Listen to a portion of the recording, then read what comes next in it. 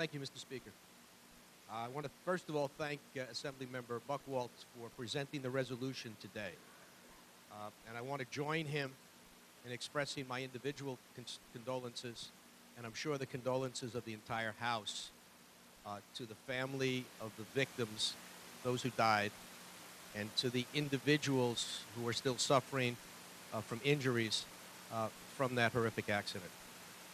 We anxiously await the results of the federal investigation.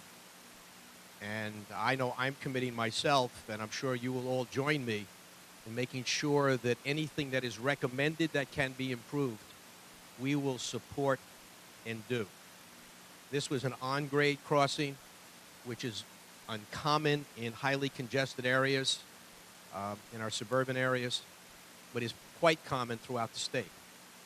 And so we should learn from this. We should make sure that the victims didn't die in vain, that we commit ourselves to ensuring that we improve the safety at each one of the grade crossings in the state.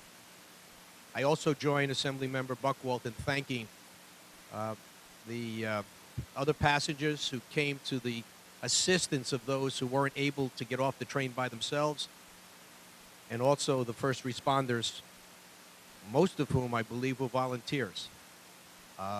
They dropped what they were doing, as they do every time there's an emergency, but in this case, time was of the essence.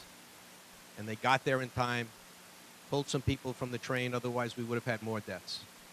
And I've heard some stories about some very, very young volunteers.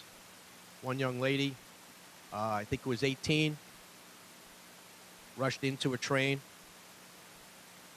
saw somebody who was literally cut in half. She grabbed a couple of other people, handed them out to other first responders standing outside the train. She's now, as you can understand, suffering post-traumatic syndrome, but she saved some people. This is what Americans are about. This is what New Yorkers are about, helping each other. And we thank all of them, and we commit ourselves to do what we can to make sure that this type of accident doesn't happen again.